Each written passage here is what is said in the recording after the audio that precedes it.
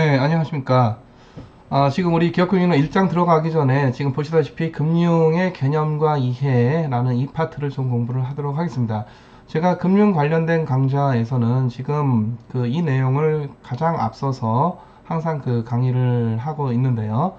우리가 사실 살다 보니 금융이라고 하는 말을 입에 거의 달고 사는데 사실 금융이 뭐냐 하고 물었을 때 이게 뭐 정확히 이해를 해서 얘기하는 것보다는 굉장히 교과서에 있는 거를 뭐 줄줄줄 이렇게 외워서 얘기를 하는 경우가 많아요. 이게 사실 외우기만 했지 뭔가 제대로 이해를 못하고 기본적인 개념을 안 갖고 있는 건데, 그래서 뭐 교과서마다 무슨 협의의 금융은 뭐 이런 거고, 뭐 광의의 금융은 이런 거고, 뭐 이런 금융에 대한 어떤 교과서적인 또는 어떤 사전적인 백과사전에 나오듯이 그런 사전적인 그런 정의가 있는 거고, 여러분들은 중고등학교 때부터 하도 외우는 거에 익숙해져 있다 보니까 무조건 그런 것만 보면은 과연 이게 본질이 무엇인가는 따지지 않고 그런 글귀들을 외우려고만 많이 노력을 해와서, 그게 지금도 여전히 대학교 와서도 여러분들이 그런 이제 습성들을 버리지 못하다 보니까 무대뽀로 그냥 너무 외우려고 하는 그런 경향들이 많이 있는데 상당히 좀 안타깝습니다. 그래서 여러분들 앞에 이제 공부하는 방식에서 외우는 것도 중요하지만 이 본질이 무엇냐, 기본적인 어떤 핵심적인 개념이 뭐냐, 이런 것들을 꼭 여러분들이 이해를 할 필요가 있고요. 자, 특히 우리 금융 관련된 과목들이 굉장히 많습니다. 여러분들 아마 거시경제학에서도 금융 얘기가 나왔고, 미시경제학에서도 일부 금융거래 관련된, 미시적인 금융거래 관련된 그런 이슈들을 공부한 적이 있고, 또 우리 경제학과 교과목 중에 화폐금융론도 있고, 지금 이 과목 기업금융론도 있고, 2학기 때 투자와 재무도 있고, 또 금융상품론도 있고, 또 금융기관 위험 관리 뭐 이런 등등 여러가지 금융에 관련된 과목들이 있는데, 과연 금융은 무엇이냐 하는 거에서 어렴풋이 생각을 하고 있지만은 과연 무엇이냐를 정확하게 얘기하는 사람들은 별로 없고, 심지어 경제학자들도 그런 면이 있습니다. 그냥 워낙 우리 일상생활에서 체화가 된 게 금융이다 보니까 당연히 금융의 개념과 이해에 대해서는 뭐 당연한 거 아니냐 하고 이렇게 넘어가고 그렇게 살아왔던 건데, 다시 한번 우리가 좀 더 체계적으로 금융이란 과연 무엇이냐 하는 것을 여러분들이 좀 이해를 할 필요가 있어서 지금 이 금융의 개념과 이해, 이 슬라이드를 길지는 않지만은 여러분들 잘 이해를 할 필요가 있겠습니다. 자, 우리가 금융시장 하면 보통 우리가 금융기관 같이 떠오르게 되죠. 자, 금융은 기본적으로 이와 같이 한쪽이 남아 도는 놈이 있어야 되고 부족한 놈이 있어야 돼요. 그러니까 이게 재화나 서비스의 공급자와 재화나 서비스의 수요자하고는 좀 얘기가 다릅니다. 그러니까 이게 만약에 재화나 서비스의 시장, 금융시장이 아니고 재화나 서비스의 시장이었었으면은 이쪽은 이 재화나 서비스 공급자는 재화나 서비스를 생산해서 판매하는 측이고, 이쪽 수요자, 주로 소비자죠. 이 재화나 서비스를 사서 구매해서 소비하는 쪽이 되겠는데, 자, 이 금융시장에서는 재화나 서비스가 아니고 기본적으로 돈이에요. 돈, 캐시, 현금, 주식과 채권도 아니고 돈이 남는 쪽이 있어야 돼. 여유로운 쪽이. 그리고 그 돈이 지금 없어서 그 돈을 필요로 하는 자들이 있어야 돼요. 물론 여기에는 돈을 필요한 자랑 누가 있느냐? 주로 기업들이 많이 필요로 하지만 가게도 있어요. 가계 대출 굉장히 많잖아요. 그렇죠? 국가도 있어요. 그래서 국가가 돈이 부족할 때에 따라서 지금 뭐 코로나 추경으로도 국채 발행하죠. 그래서 뭔가 돈이 지금 부족해서 필요한 쪽이 있어야 되고, 돈이 남아 도는 측이 있어야 돼요. 그렇죠? 자, 근데 이 공급자는 재화 서비스를 생산해서 만들어서 판매하는 사람들이지만, 돈을 만들어서 판매하는 사람들이 아니고 원래 있던 돈을 갖고 있는데 자기가 당장 쓰지 않아도 되는 그런 사람들입니다. 그러니까 돈을 만드는 돈의 생산자가 아닙니다. 그렇죠? 그러니까 여유 자본이 있는 사람들이고 자본이 부족한 사람들이에요. 굉장히 많죠. 굉장히 많아요. 이쪽에도 가계, 기업, 정부가 있는 거고, 자본을 또 누가 되느냐를 따져보면은 가계도 예금, 적금 하죠. 주식 사기도 하고 채권 사기도 합니다. 기업도 예적금 계좌 갖고 있습니다. 필요에 따라서 단기금융상품 조금 유동자산 형태로 들고 있기도 해요. 국가도 필요에 따라서 뭐 물론 단기적이지만 뭐 몇십 년씩 들고 있지는 않지만은, 왜냐하면 국가는 갖고 있는 재원을 또 그 해마다 재정 지출로 지출을 해야 되기 때문에 그 짧은 기간이라도 예적금 형태로 갖고 있습니다. 그래서 이쪽 자본 공급자, 자본이 많이 남아 도는 이쪽도 가계 기업 정보가 다 있는 거고, 이쪽 자본 수요자, 지금 돈이 부족해서 필요한 쪽도 가계 기업 정보 다 있는 겁니다. 자, 여기서 제가 돈이라고 계속 강조를 드렸는데, 주식이 남아 돌아서 주식 판다 이런 거 아닙니다. 채권이 남아 돌아서 채권 판다 이거 아니에요. 예를 들어 채권과 같은 경우에는 이쪽이 채권을 발행을 해서 돈을 빌리는 거죠. 죄송합니다. 다시. 이쪽이 채권을 발행을 해서 자본 수요자로부터 돈을 빌리는 겁니다. 채권은 이쪽으로 가죠. 그렇죠? 자, 주식을 발행한다도 뭐가 필요해서? 주식이 필요해서 주식 발행하는 게 아니라 돈이 필요해서 주식을 발행합니다. 주식을 발행하면 주식을 발행해서 이쪽으로 주식이 가지만 주식을 받고 돈을 주죠. 주식 사야 되니까. 그렇죠? 그래서 본질은 주식과 채권 뭐 이런 거 있는 게 아니라 이 금융의 본질은 돈에 있다. 캐시에 있다. 캐시. 그러니까 캐시가 남아 도는 측이 있고 부족한 측 간에 서로 빌리고 빌려주는, 기본적으로 빌리고 빌려주는. 물론 이제 주식과 같은 경우에 여기 만약에 이쪽 자본수요자 기업이면은 우리 기업이라고 하는 거대한 프로젝트에 너도 같이 동참해 라고 하면서 너도 주인 시켜줄게 하는 그런 특수한 계약이어서 채무채권 관계는 아니지만, 기본적으로 남아 도는 측과 모자라는 측 간의 거래, 본거래, 요게 바로 캐시거래, 요게 바로 이 금융시장의 금융거래가 되겠어요. 이게 바로 금융이죠. 자, 그러면은 돈만 남아도냐, 실물이 남아도는 경우에는 어떻게 하냐. 뭐 예를 들어서 우리 뭐 실물이 남아도는 거 남아돌지는 않겠지만, 예를 들어서 실물도 빌려주지 않습니까? 실물도 빌려주죠. 집을 빌려줍니다. 그게 바로 전월세죠. 그렇죠? 또는 자동차 빌려주기도 해요. 기계 빌려주기도 렌트로 있습니다.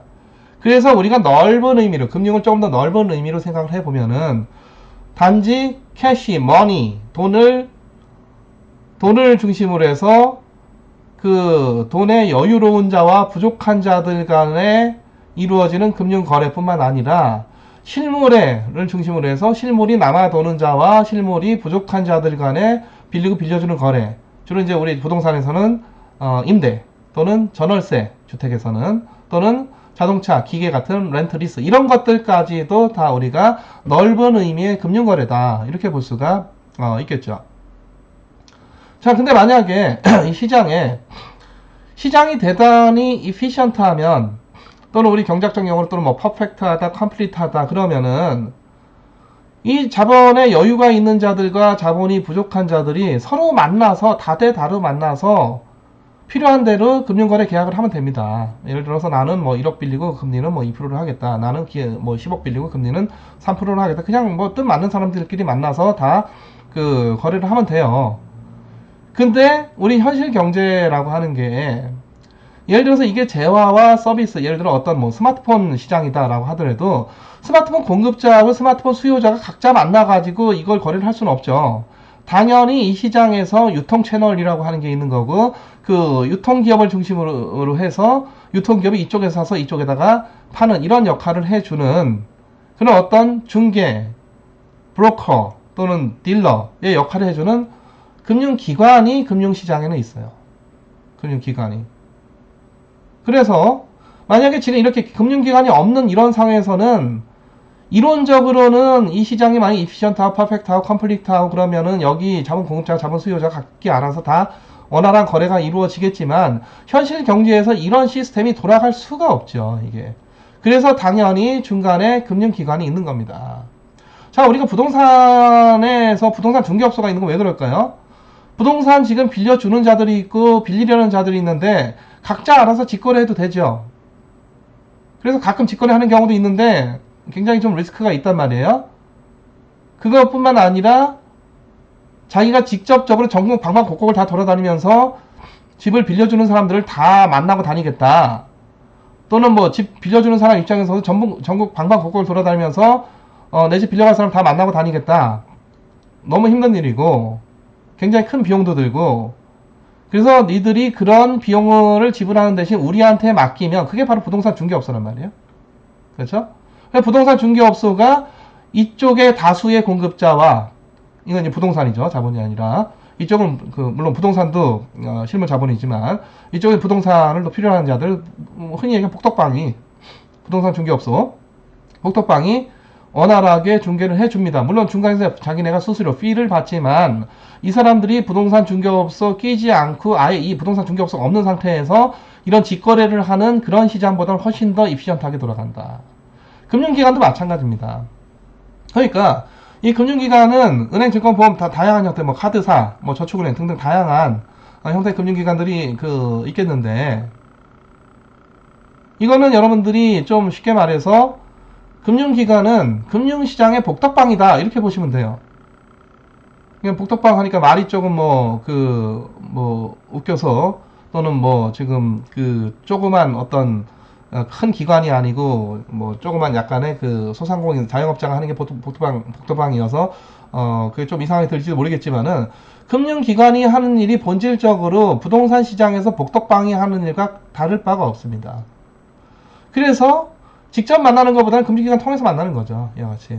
그래서 금융기관이, 물론 이제 은행만 있는 게 아니라 은행, 증권, 보험이 자기는 이제 각각의 기능들을 가지고 있는 거고, 여유 자본을 갖고 있는 사람들로부터 돈을 여러 가지 방식으로 예금을 받든지 적금을 받든지 투자를 받든지 간에 여러 가지 방식으로 집결을 시키고, 자기 금융기관 책임하에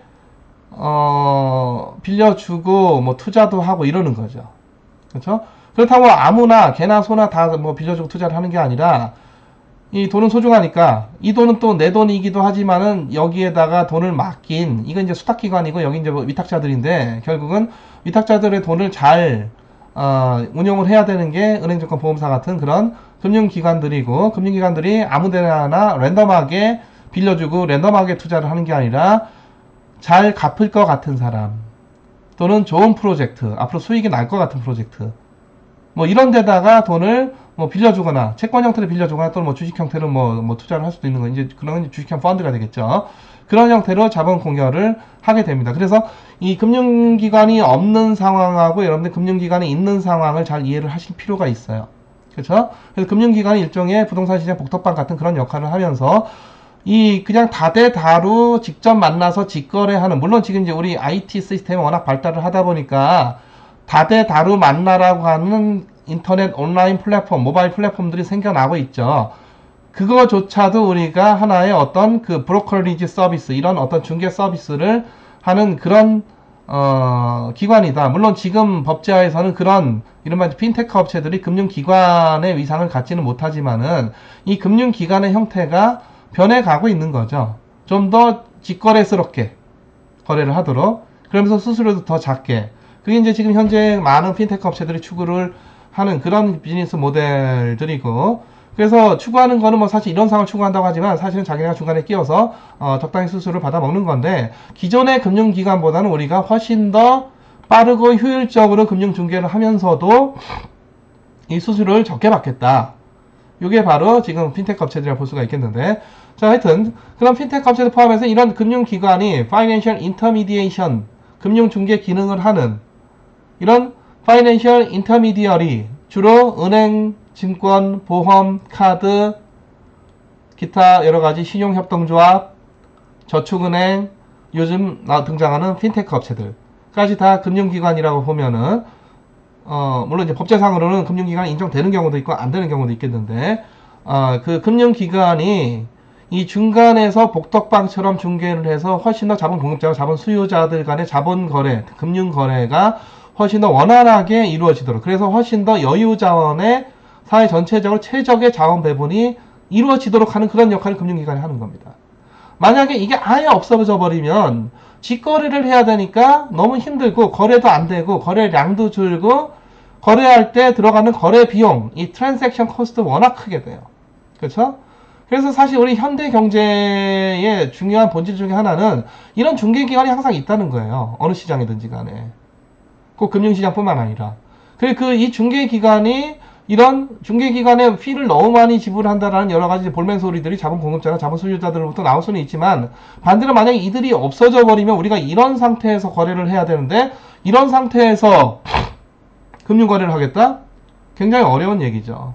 그렇죠? 그래서 결국 이제 금융기관이 그런 이 원활하게 금융거래가 이루어지도록 하는 부동산 시장에서 복덕방이 이 집 내놓은 사람하고 집을 자기네가 빌리려는 사람들이 원활하게 이어주듯이 그런 역할을 금융시장에서 중요한 역할을 하고 있는 거고, 그 공짜로 할 수는 없잖아요. 그러니까 당연히 금융중개 서비스를 금융기관이 제공을 합니다. 받게 됩니다. 당연히 받아야 되는 거죠. 물론 이제 그 수수료가 너무 높냐, 또는 뭐 너무 낮냐, 뭐 이런 이슈가 있고, 지금 특히 우리나라 은행 같은 경우에는 뭐 너무 그 이득이 많은 거 아니냐, 뭐 이런 논쟁들이 많이들 있죠. 그 이제 상당히 뭐 중간에 받는 수수료 또는 예대 마진이 굉장히 이제 크다라는 그런 관점에서 얘기를 하는 건데, 하여튼 여기에 뭐 제로 수수료로 이런 일을 공짜로 할 사람은 없습니다. 나보고 하라면 하겠습니까? 당연히 안 하겠죠. 당연히 이런 역할을 해주는 그런 중개기관이 있어야 되고, 이런 중개기관은 비단 금융시장에만 있는 게 아니라 다른 많은 재화나 서비스 시장에도 이런 업자들을 많이 찾아볼 수가 있고, 일례로 지금까지 얘기했던 복덕방, 부동산 중개업소죠. 복덕방도 바로 이런 금융기관, 이 인터미디어리 같은 중개 역할을 해주는 그런 서비스를 하고 그 피를 받는 거죠. 자, 이 금융시장 전반적으로 여러분들이 이런 구조를 머릿속에 좀 파악을 하고 있을 필요가 있겠고요. 자, 근데 요거는, 자, 금융기관과 금융소비자 이렇게 했는데, 최근에 금융소비자보호법이라고 하는 게 국회를 통과를 했어요. 여기 한 10여 년 전부터, 상당히 뭐 금융소비자보호법이 필요하다, 법제화가 필요하다라고 해서 논의를 해왔는데, 여러 가지 이제 논쟁도 많고 또 반대도 많고 저항도 많고 하다 보니까 뭐 굉장히 많은 시간, 거의 10여 년 걸려서 결국 이제 최근에 이 금융소비자보호법이라고 하는 게 국회를 통과했습니다. 한번 그래서 여러분들이 금융소비자보호법을 한번 찾아보시기 바래요. 물론 이제 저 개인적으로는 굳이 금융소비자보호법이 굳이 필요하냐? 우리가 보호를 해야 될 거는 금융소비자뿐만 아니라 모든 소비자입니다. 특히 국가가 나서서 보호를 해야 되는 대상은 소비자, 일반적인 전체 소비자 다를 얘기를 하는 거죠. 금융 소비자만 중요한 게 아니라 통신 소비자도 중요하고, 농축산물 소비자도 중요하고, 자동차 소비자도 중요하죠. 예를 들어서 뭐 BMW 화재 났는데 그 뭐 소비자들이 제대로 다 보상받고 있느냐, 뭐 그런 문제들. 그래서 사실 우리가 전반적으로 보면 소비자 보호가 제대로 잘 되고 있냐 하는 그런 이슈에 있어서는 제 개인적으로는 별로 그다지 소비자 보호가 잘 안 된다 라고 생각하고, 또 많은 사람들이 또 그런 주장에 동조를 하고요. 근데 굳이 유독 금융소비자만 꼭 찍어서 금융소비자보호법 또는 뭐 금융소비자보호기구를 설립을 해서 보호를 해야 되느냐, 이거는 좀 제가 회의가 있습니다. 그래서 기본적으로는 소비자보호라고 하면은 보통 우리 국가기관 중에서는 공정거래위원회가 그 권한을 가지고 있는 것이고, 지금까지 워낙 공정거래위원회가 워낙 많은 분야에서 소비자보호를 담당을 하다 보니까, 또는 각 영역별로, 예를 들어 자동차 시장에다가는 또 국토부, 이런 또 정부 부처가 있어요. 그래서 소비자 보호를 위해서 들어가면은 또 국토부가 또 반대를 하고, 뭐 이런 정부 부처들 간에 뭐 보이지 않는 그런 어떤 대립 같은 게 좀 있습니다. 그래서 이래저래 소비자 보호가 잘 안 됐었는데, 하여튼 뭐 최근에 여러분들이 아마 신문에 들어보셨겠지만 DLS, DLF, ELS, 뭐 사모펀드 뭐 등등등 이런 뭐 라임 자산운용, 뭐 파산, 뭐 이런 거 많이 들어보셨죠. 그래서 이런 것들이 다 뭐 예전에 우리 뭐 한 10여 년 전에 글로벌 금융이 터지고 나서 중소기업들이 키코라고 하는 이 파생금융 상품에 많이 투자를 했다가 굉장히 크게 손실 보는 그런 뭐 사안들이 있었었는데, 그런 것들이 다 금융 소비자 보호, 금융 소비자들이 되겠습니다. 자, 그래서 금융 소비자는, 자, 우리가 요 앞에 그림을 다시 한번 좀 볼 필요가 있겠는데요. 보시다시피 금융기관이 중개를 하는데 이쪽은 자본이 여유가 있는 자들이, 그죠? 자본이 부족한 자들인데, 얘들도 금융기관을 이용하고 얘들도 금융기관을 이용을 합니다. 그래서 알게 모르게 그 금융기관 이용에 대한 대가를 지불을 해요. 알게 모르게 금융기관 이용에 대한 대가를 지불을 해. 여기서 알게 모르게라고 하는 거는 내가 금융기관 이용을 하면서 서비스를 이용을 하면서 특별히 수수료를 낸 게 없는 것 같다고 생각을 할 수도 있어요. 하지만 예를 들자면은 뭐 이체를 할 때 이체 수수료를 낸다든가, ATM에서 돈을 빼는데 뭐 예를 들어서 어떤 ATM 사용 수수료를 낸다든가 뭐 이런 것들은 우리가 명시적으로 그런 금융중개 서비스, 이 금융기관이 제공하는 금융 서비스를 그 돈 내고 사는 거죠. 사는 거. 그러니까 우리가 재화 서비스를 돈 내고 사듯이. 근데 재화는 내가 스마트폰은 돈 내고 산다. 이거는 이해가 되는데 서비스를 산다는 것은 무엇이냐? 예를 들자면 여러분들이 통신료 내는데 여러분 통신 서비스를 사고 나서 내가 통신 뭐 내 손에 쥐어진 게 있습니까? 그냥 내가 통신 서비스를 쓸 수가 있는 거죠. 전화를 할 수 있는 것 또는 내가 데이터를 샀어요. 데이터를 샀는데 내 손에 쥐어지는 데이터입니까? 데이터 1기가 샀어. 돈 내고 샀죠. 자, 이런 것들이 다 그 서비스가 되겠습니다. 그래서 우리가 의외로 서비스에 대한 소비가 상당히 많아요. 그래서 여러분들이 과연 내가 전체 지출 중에서 과연 재화에는 어느 정도 소비를 하고 서비스에는 어느 정도 소비를 하는지 한번 여러분들이 따져보세요. 대략 서비스가 반 넘어갈 겁니다. 왜냐하면 우리나라 산업 구조가 서비스가 반 넘어요. 그렇게 많이 내가 서비스를 소비하는가? 자, 예를 들어서 내가 대형 마트 가서 물건을 산다. 물건이라고 하는 재화를 사는 게 아니라 그 재화의 가격에는 대형 마트의 유통 서비스의 가격이 다 포함되어 있는 것이죠. 그래서 그 대형 마트가 없으면 내가 굉장히 훨씬 더 큰 비용을 들여서 이 물건을 사게 될 텐데 이 대형 마트가 많이 들여와서 또 많이 사면은 조금 더 싸게 해준 이런 것들까지 있어서 내가 물건값에다가 물건값만 내는 게 아니라 그 대형 마트가 제공하는 유통 판매 서비스까지도 내가 소비를 하고 있는 겁니다. 그렇죠? 그래서 그 내가 물건값에 그게 다 얹혀져서 그 서비스까지 함께 사고 있단 말이죠. 내가 밥집 가서 예를 들어서 백반 7,000원짜리 먹는다. 내가 밥만 이거 사는 걸까요? 밥만 사는 게 아니죠. 밥을 사서 먹지만 그릇까지 씹어 먹지는 않죠.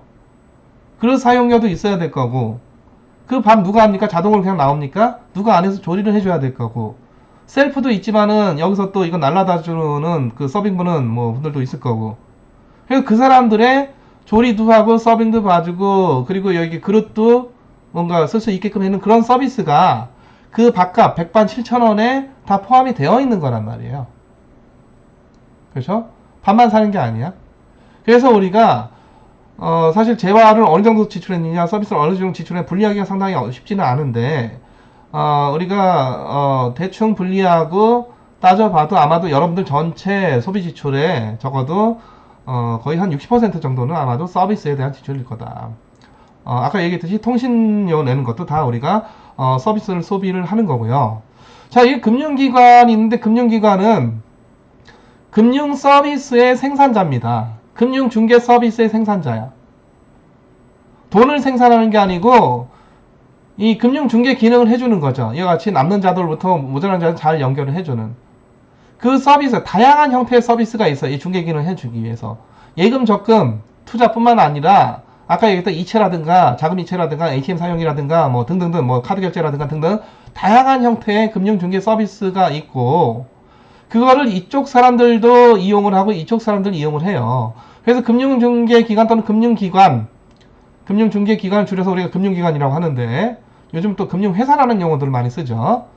금융기관은 금융서비스의 생산자고 그 금융서비스를 생산한 거를 이쪽 사람들과 이쪽 사람들이 금융기관을 이용하면서 소비를 하는 거란 말이에요. 그래서 여기 표시했다시피 이쪽이 바로 둘 다 금융서비스의 소비자다. 그게 바로 뭐다? 금융소비자다. 자, 다시 이 페이지로 와서 바로 금융소비자가 그런 겁니다. 금융소비자가. 그러니까 예금 적금하는 사람만 금융소비자가 아니라 금융소비자는 굉장히 다양하고 앞서 이쪽과 이쪽이 다 된다고 그랬으니까 기업, 가게, 국가 다 소비자가 될 수가 있는 거예요. 물론 우리가 소비자 보호의 대상이 되어야 되는 때는 대상은 다가 아니라 주로 가게 또는 개인이겠죠. 개인 그 소비자 보호에 대해서는. 자, 그래서 금융 소비자 하면은 굉장히 다양한 주체, 다시 말해 금융기관을 이용을 하는 굉장히 모든 다양한 주체, 대기업, 중소기업 다 들어가죠. 금융기관이고 다른 금융기관도 여기를 이용을 하게 되면 이제 금융기관과 거래죠. 그런 경우에는 이쪽 금융기관 얘도 금융 소비자가 될 수가 있는 거예요. 금융기관도. 자, 국가가 정부가 어떤 금융기관에다가 예적금 넣어놨다. 예치했다. 이것도 정부가 금융 소비자가 될 수가 있는 거고. 물론 이제 금융 소비자 하면 주로 이제 가게와 개인이 많이 떠오르긴 하지만은, 자, 그래 금융 소비자가 무엇인가? 결국 여기는 뭐냐면은 금융 서비스의 시장입니다. 그러니까 앞서 봤던 이거는 금융 시장이고, 이거는 뭐다? 금융 서비스의 시장이에요. 금융 서비스의 시장. 그래서 금융기관이 생산자고 공급자고 이쪽은 소비자예요. 아까 제가 앞서 이 페이지를 보여드릴 때 여기서 자본을 돈을 생산하고 돈을 수요한다. 그게 아니죠. 아니라고 했어요. 그쵸?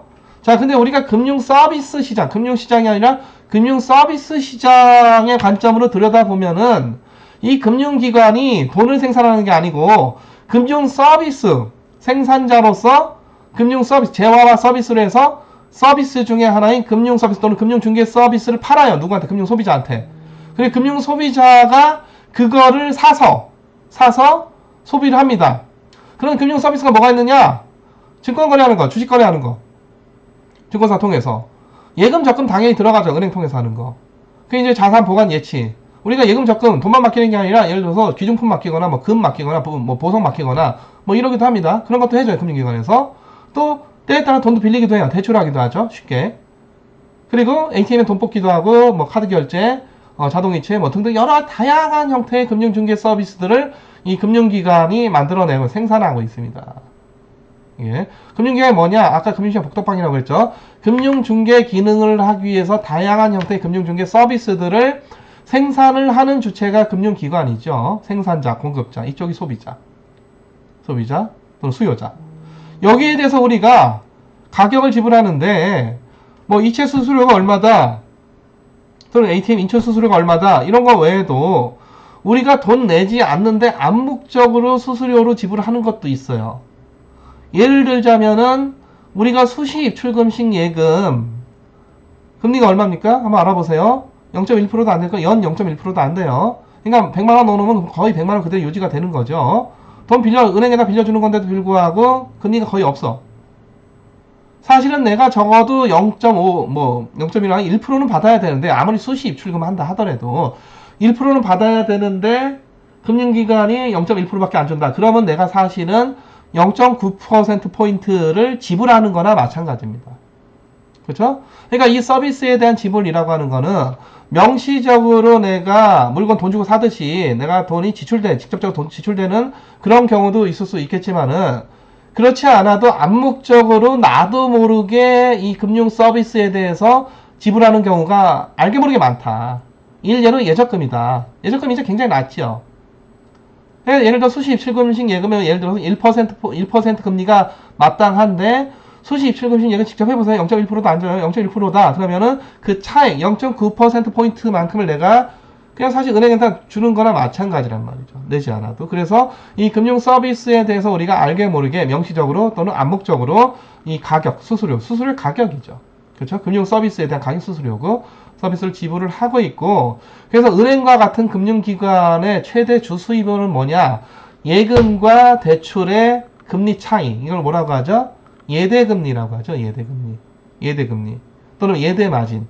이게 은행의 주 수입원입니다. 이게 예금과 대출의 금리 차이. 예를 들어서 예적금 전체를 평균적으로 1%로 조달을 하고 대출자는 평균적으로 한 5%로 빌려준다. 그럼 그 차액 한 4%포인트가 바로 예대 마진이고 그 예대 금리 차가 되겠고, 요게 바로 은행의 이 수익을 내는 주 수입원이고, 그 예대 마진에 결국 우리가 알게 모르게 알면서도 내는 거, 모르면서 내는 거, 이런 것들이 다 예대 마진에 포함되어 있다. 자, 그래서 이 그림 다시 또 여러분들이 잘 보시면서, 금융기관은 금융 서비스의 생산자, 금융 소비자는 금융 서비스의 소비자다. 이 시장은 금융시장이라기보다는 우리가 조금 더 구체적으로 얘기하는 금융 서비스 시장이다. 금융 서비스 시장이다. 그러니까 우리가 일반 재화나 서비스 시장과 다를 바가 없어요. 일반 재화나 서비스를 생산하는 생산자, 스마트폰 생산은 삼성전자, 스마트폰 소비하는 스마트폰 소비자, 스마트폰을 생산해서 팔아. 그리고 이거에 대해서 뭐 대당 100만 원에 샀어. 뭐 이런 거래가 이루어지는 거나 다를 바가 없다. 단지 뭐가 다르다? 금융 서비스. 여기서 논의되는 재화나 서비스는 금융 서비스고, 금융 서비스를 누가 금융기관이 판매하는 거죠, 사실. 그렇죠? 그리고 그것을 우리가 알게 모르게 사서 쓰는 겁니다. 금융 서비스를. 이게 바로 금융 서비스 시장이다. 라는 거 다시 한번 여러분들 기억을 해 주시기 바랍니다. 자, 다시 우리가 금융시장으로 돌아가 볼까요? 자, 그러면은 뭐 조금 이제 어렵게 화폐 자본, 그러니까 현금이란 얘기인데, 이거 좀 방향이 바뀌었네요. 그러니까 이쪽이 이제 공급자고 이쪽이 이제 수요자인데, 자, 이 그림에서 지금 그 얘기하고자 하는 거는, 자, 여기 자, 이쪽 화폐 자본 공급자를 아까 예를 들었듯이 가계, 기업 전부 다 있습니다. 이쪽 화폐 자본 수요자도 돈 수요자죠. 이런 사람 가계, 기업 전부 다 있어요. 다 있고, 여기 어떤 방식으로 금융시장을 통해서 또 이제 금융중개기관들이 여기 있게 되는데, 금융중개기관에다가 어떤 방식으로 자본을 공여를 하느냐 하면은, 예를 들어 뭐 은행 같은 데다가 예금 적금한다, 뭐 이런 거고, 뭐 펀드 통해서 우리가 뭐 예를 들어서 주식, 펀드 투자한다, 뭐 이런 거죠. 그쵸? 그러면은 요거를 이 공여자로부터 받은 금융기관들이 뭐 대출의 형태로 또는 투자의 형태로 자본 수요자, 자본을 필요로 하는 자에다가 이 자본을 공여를 하게 되죠. 그래서 이쪽에 있는 사람들이 이 금융시장에다가 자본을 공여하는 행위를 어렵게 말해서 자본 공여 이렇게 얘기를 하는데, 쉽게 말해서 예금, 투자 또는 금융투자, 저축 등등 여러 가지 용어들을 사용을 합니다. 근데 요거를 통틀어서 우리가 쓸 수 있는 말은 저축이에요. 저축, 세이빙. 저축은 예금이다, 그게 아니라, 주식 투자는 투자고 저축은 예금이다, 예금은 저축, 그게 아니라, 저축은 세이빙이라고 하는 거는 소득을 다 써버리는 게 아니고 소득의 일부만 소비를 하고 일부를 남기는 행위를 저축이라고 해요. 남기는 행위를. 그래서 남긴 거가 그 가치가 잘 유지가 돼야 되잖아요. 내가 100만원 소득 중에서 60만원 썼어. 40만원을 남겼는데 40만원을 예를 들어서 빵으로 남겼다. 이 가치가 저장됩니까? 가치 저장이 안 되죠. 자, 이 남기는 행위 자체가 저축인데 잘 남겨야 돼. 가치가 어떻게 되도록? 잘 저장되도록. 적어도 돈으로 그냥 들고 있어야 되는 거죠. 돈의 가치는 어느 정도 유지가 되는 거니까, 돈이 뭐 금방 썩어가지고 한 3, 4일 만에 돈이 다 사라져버린다, 부패한다, 뭐 파괴된다, 터진다, 폭발한다, 이게 아니잖아요. 그쵸? 그래서 가치 저장이 잘 되는 수단이 무엇일까를 여러모로 찾는 거예요. 돈으로 들고 있을까? 은행에 예금할까? 은행에 적금할까? 그럼 이게 만약 유동성이 딸릴 수도 있는데, 만약에 만기까지 기다려야 되는 거니까, 이런 걱정들이 또 있는 거죠. 또 주식으로 투자할까? 주식 투자하면은 나중에 내가 100만원 투자해서 큰 이익을 볼 수는 있는데, 만약에 내가 원금 손실 보거나 심지어 최악의 경우 이거 다 날릴 수도 있다, 뭐 이런 걱정하면서 여러 가지 수단들을 찾는 거죠. 채권에 투자할까? 채권은 그래도 주식보다는 좀 안전하다. 근데 은행 예적금보다는 조금 뭐 절차가 좀 복잡하고 뭔가 조금 약간의 금융 지식이 좀 더 필요하다. 기타 금을 사둘까? 땅을 살까? 정부가 부동산 투기하지 말라고 하지만 아파트를 살까? 이건 돈 많은 사람 얘기죠. 이런 것. 그래서 다양한 저축의 수단이 있는 거. 저축의 수단이에요. 예금만 저축인 게 아니라 다양한 저축의 수단이 있는 거고, 저축은 아까 얘기했듯이 소득을 다 써버리지 않고 일부를 남기는 행위를 우리가 뭐라고 한다? 저축이라고 한다.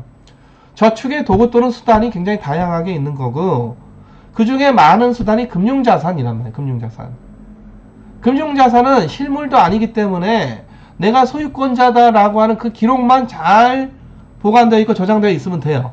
물론 이제 그런 어떤 기록 저장 또는 어떤 기록의 정확성, 또 기록의 어떤 보안, 이런 기술들이 많이 필요하긴 하겠지만, 현대 경제는 그게 크게 문제가 될 건 아니죠. 그럼에도 불구하고 가끔가다 보안 사고가 있으니까 이제 최근에 와서 블록체인이니 뭐 이런 것들이 또 등장을 하고 있는 것이죠. 자, 그래서 금융 자산은 실물 자산과 달리 내가 금을 들고 있다 그러면 금 직접 실물을 들고 있습니다. 내가 아파트를 들고 있다 그러면 저 보이는 만져지는 이 아파트, 이게 내 거예요. 근데 내가 예를 들어서 예금 들고 있다. 예금 만져본 적이 있어요?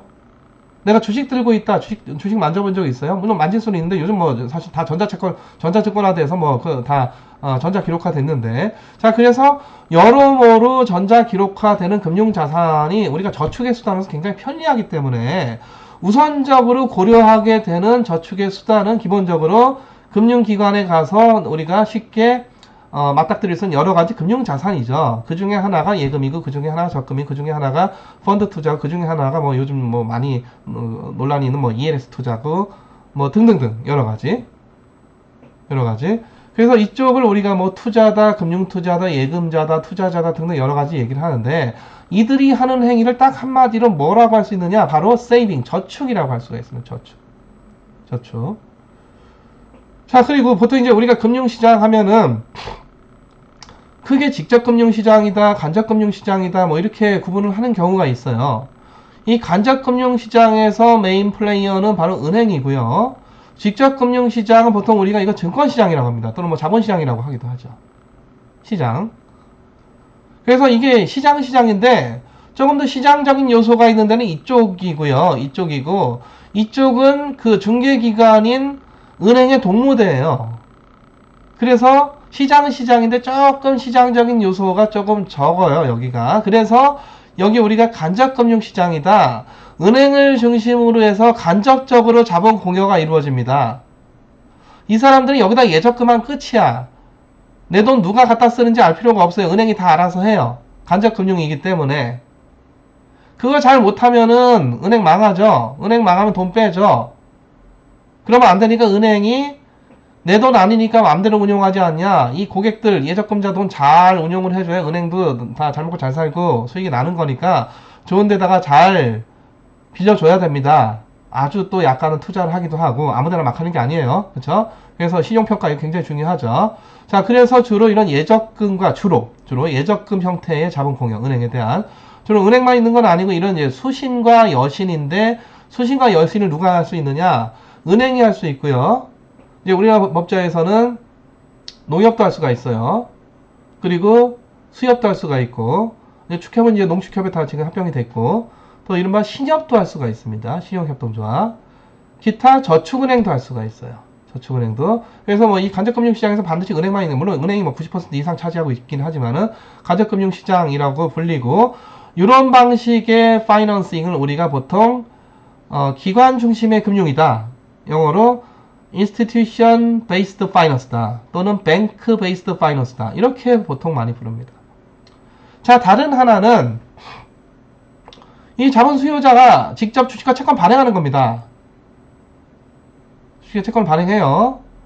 자, 그래서 직접적으로 자기네가 내가 삼성전자, 뭐 물론 이제 중간에 우리가 증권사 끼고 증권사 통해서 우리가 증권사가 중개거래를 해주고 있어서 어쩔 수 없이 이 직접 금융시장에도 완전히 완벽한 의미의 다이렉트하게 주식과 채권을 사고 팔았다 이런 거는 쉽지는 않습니다.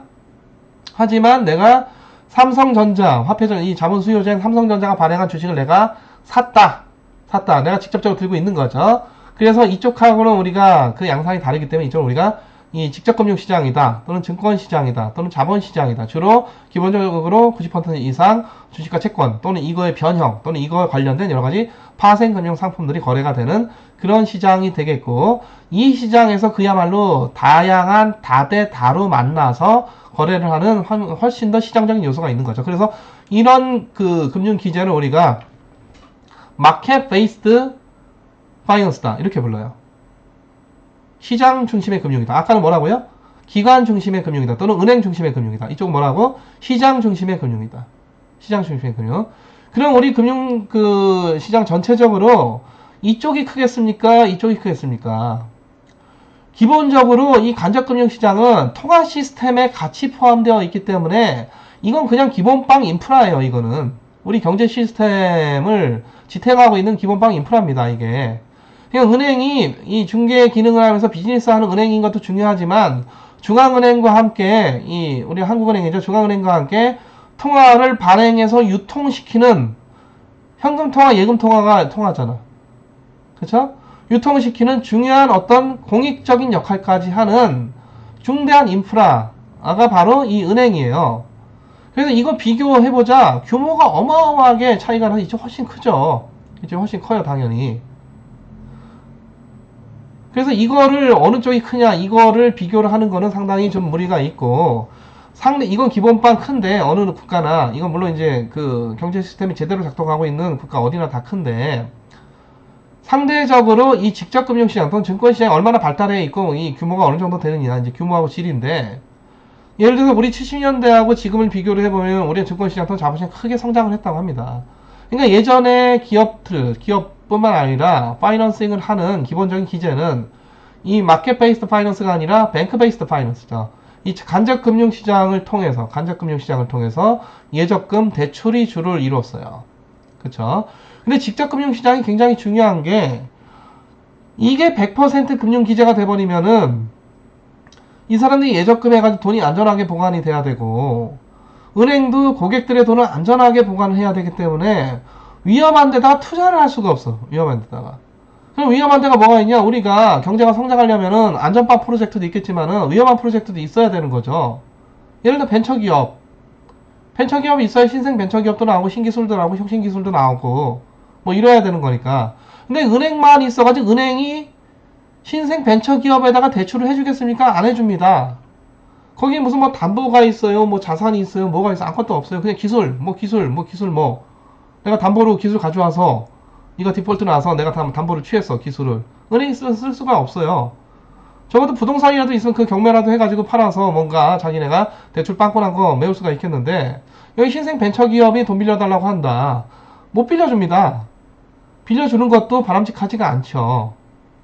물론 예전에 이제 은행도 기술금융 열심히 하라고 하는 이제 그 과거에 뭐 그런 사례도 있긴 있었으나 은행들이 이 고객돈, 예적금한 고객들을 안전하게 보관을 해야 되는 것이 첫 번째 비즈니스의 중대한 목표인데 이거 자기네 자산에 거의 뭐 대부분 벤처기업에다가 투자를 해준다. 뭐 그 중에 하나 대박 날 수도 있겠지만은 굉장히 리스크가 크단 말이에요. 이게. 그래서 이런 금융 기재만으로는 어떤 고위험 모험 자본이라고 하는 게 나오기 어렵다. 그래서 직접금융시장이 그래서 중요한 겁니다. 이 은행들이 하기 어려운 훨씬 더 고위험의 프로젝트에 대해서 여유 자본이 들어갈 수 있는 그 기제가 바로 직접금융시장 또 증권시장 말이에요. 주식과 채권 발행을 통해서. 그래서 우리가 주식시장 하면은 보통 이제 한국권에서 KLX의 유가증권시장, 코스닥시장이 있는데 훨씬 더 위험한 프로젝트를 하고 있는 기업들이 신생 벤처기업들, 뭐 신생 벤처기업은 아니죠. 보통 중견기업이라고 하죠. 유가증권시장은 보통 이제 크게 대규모로 성장한 기업들이 주식을 상장한 그런 이 증권시장이고 코스닥 시장은 그 규모나 기업의 어떤 연령이 이 유가증권 시장에 있는 어떤 평균적인 수준만 크게 못 미치지만 그래도 뭔가 기술력 있는 그런 프로젝트를 하고 있다. 그래서 요즘 코스닥 시장에 상장할 때 테슬라 요건이라고 해가지고 훨씬 더 쉽게 상장을 할 수 있는 뭐 그런 것들도 있습니다. 그래서 이런 것들이 가능할 수가 있는 이유가 또 이제 벤처 캐피탈들이 있어 벤처 캐피탈들이 또 뭔가 이 벤처 기업들에다가 투자를 할 수 있는 이유가 이런 직접 금융 시장이 있기 때문에 그렇습니다. 직접 금융 시장이. 근데 직접 금융 시장이라고 해서 말 그대로 다이렉트하게 자본 수요자와 자본 공급자가 다이렉트하게 증권과 돈을 주고받는 건 아니고 여기서도 이 중개 기능을 하는 주로 증권사 또는 뭐 벤처 캐피탈 뭐 이런 이 금융기관들이 그 중간에서의 아까 얘기했던 복덕방 중개 역할들을 당연히 해주고 있는 것이죠. 그래서 자 다시 한번 직접금융시장, 간접금융시장 주로 증권시장, 은행을 통한 간접금융. 자 여기 아까 뭐라고 마켓 베이스드 파이낸스 이쪽은 뱅크 베이스드 또는 인스티튜션 베이스드 파이낸스 이렇게 부른답니다. 자, 금융자산이라고 하면 다양한 종류의 금융자산이 있죠. 자, 그럼 금융자산이 뭐냐? 이것도 참 이거에 대한 정확한 정의를 내린다는 게 이제 쉽지는 않은 건데, 일단은 금융자산은 청구권이에요. 청구권이 이게 되게 중요한 게, 청구권이 있으면 반드시 뭐가 있어야 돼? 피청구권이 있어야 되는 거죠. 그래서 금융거래는 반드시 금융거래의 양자, 딱 2인이 있어야 됩니다. 그래서 한쪽은 청구권자여야 되고 한쪽은 피청구권자여야 돼요. 청구권자가 청구권의 요건에 맞게 청구권을 행사를 하면은 피청구권자는 그 요청을 반드시 들어줘야 돼. 기본적으로. 그걸 못하면 디폴트예요. 계약 불이행이죠. 계약 불이행. 물론 디폴트라면 다 끝나냐 그게 아니라 때에 따라서는 네가 디폴트 나는 것보다는 내가 너의 만기를 연장해 주는 게 더 좋겠다라고 생각을 하면은 둘 양자 간에 또 니고시에이션 협상을 또 합니다. 자, 이 금융거래는 반드시 거래 양자가 있어야 돼. 여기서 생겨나는 금융계약, 양자 간의 계약에 따라서 생겨나는 청구권, 그게 바로 금융자산이다. 그 반대는 일종의 금융채무가 되는 거죠. 그렇죠? 이 청구권의 형태는 주로 채권일 수도 있고 주식일 수도 있고.